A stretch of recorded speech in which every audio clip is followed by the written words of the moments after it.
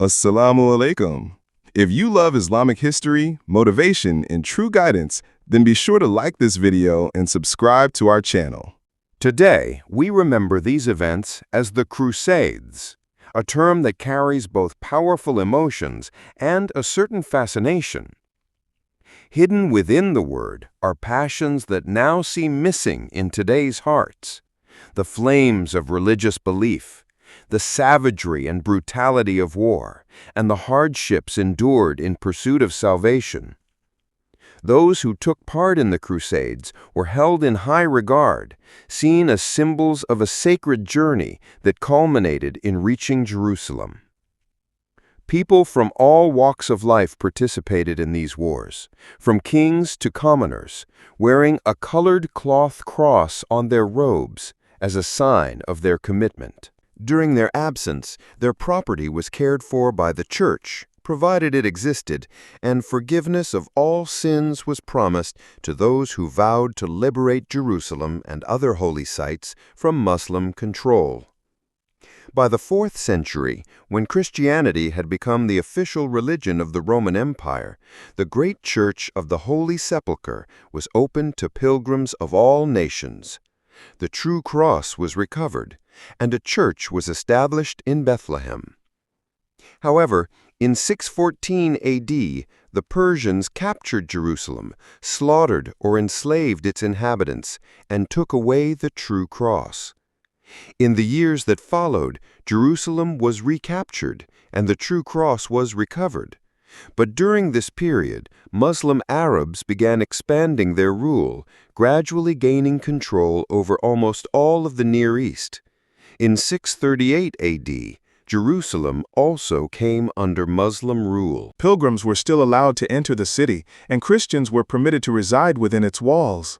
But in 1004 AD, the Fatimid Caliph Al-Hakim bi Amr Allah of Cairo demolished the Church of the Holy Sepulchre. Although the church was eventually rebuilt, the entire 11th century became a time of growing difficulty for pilgrims traveling to Jerusalem.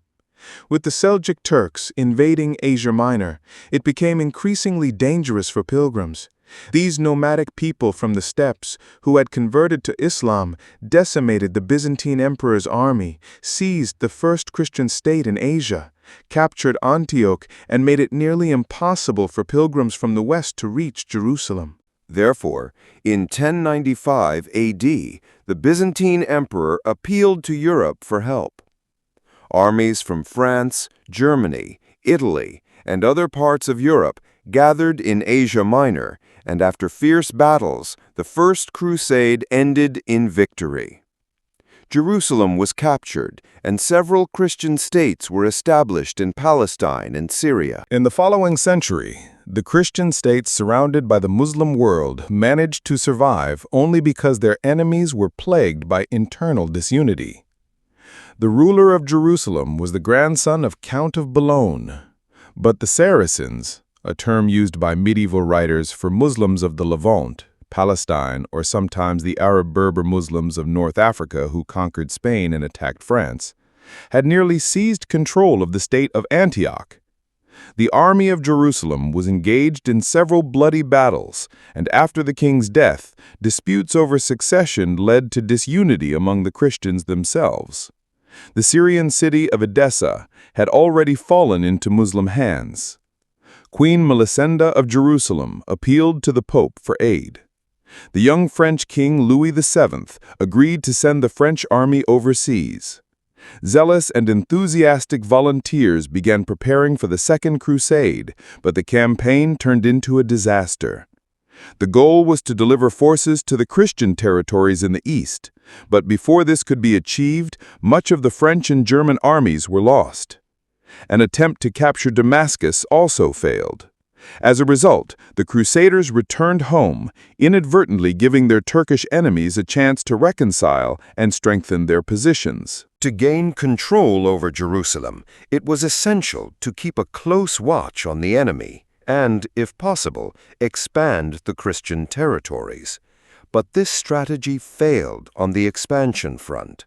A new Muslim leader emerged, Salahuddin or Saladin, a Kurd by origin.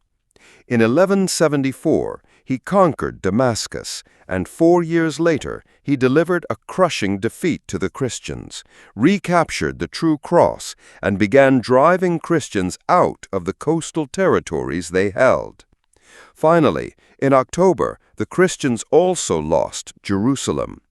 Within a year, the remaining overseas Christian regions fell into civil war. This great defeat enraged Europe, and it cried out for men to rise and respond swiftly.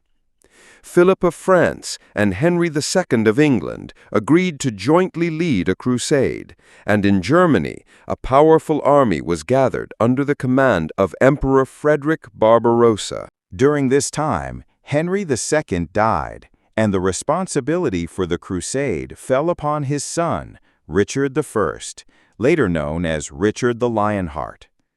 Frederick Barbarossa advanced through Hungary into Asia Minor, but he drowned and died during the journey, and only a small part of his army reached the battlefield. Meanwhile, Richard began gathering massive resources for the Holy War. He imposed heavy taxes in his realm and used other means to raise funds. He assembled 10,000 horses and prepared over 100 ships. All necessary items, including food supplies, were collected. In 1190, soon after Easter, this naval fleet set sail destined for Marseille, where the king would meet them after traveling by land with his forces. At Vézelay in July, the French and English armies united. It was a gathering of young men on a scale never seen before, though they still eyed each other with mutual suspicion. Seeing the situation, Philip and Richard took an oath that they would fight side by side and share the spoils of war equally. As the armies advanced together, village women would bring their children and ask the soldiers to bless them, for these troops were embarking on a holy mission. When Richard arrived in Marseille, his fleet had not yet arrived, so he hired ships and set out by sea. Accompanied by his military commanders, he headed towards Sicily, intending to spend the winter there. Meanwhile, his fleet, carrying the rest of the army, finally arrived. One historian wrote, "The townspeople were utterly astonished. They were amazed at the splendor of the ships and the enormous quantity of weapons on board." In order to maintain the Crusaders' supply lines, the conquest of Cyprus became essential. Therefore, Cyprus was captured with great speed. Richard then received news that Acre, a stronghold of Salahuddin Ayyubi, which had been under siege for 2 years, was close to falling. Within just 5 weeks of Richard's arrival, Acre was indeed captured, and he was praised widely for his leadership. King Philip had already returned due to illness, and the political situation in France was also unstable. Now, Richard stood as the sole commander, with the responsibility of deciding how to liberate Jerusalem. Richard adopted a more strategic approach, advancing from the south along the coastline. His army was a multinational force of nearly 100,000 troops. A bloody battle soon began. Richard stormed the Turks like a hurricane. When the enemy was not attacking, his forces would march across the scorching sands, their heads baking under the blazing sun. Many of his soldiers died from heat stroke.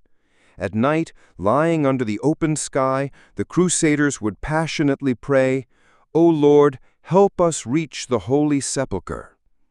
They then advanced towards Caesarea, but fear of the Arabs still loomed. From the hills across the town, Salahuddin Ayyubi arrived with his army for a decisive battle. Fierce fighting lasted for 4 hours until Richard, with his bravest knights, pushed back the enemy cavalry toward the coast and shattered their formations. Richard's army, drenched in sweat, continued its advance. Soon, 20,000 Turks launched another attack on his forces. A counterattack was carried out, leading to a bloody battle in the hills. Richard's army repelled the attack, and this became a significant victory. When it came to finalizing a strategy, Richard remained extremely cautious. The dry and scorching hills could claim more lives than Salahuddin's forces themselves.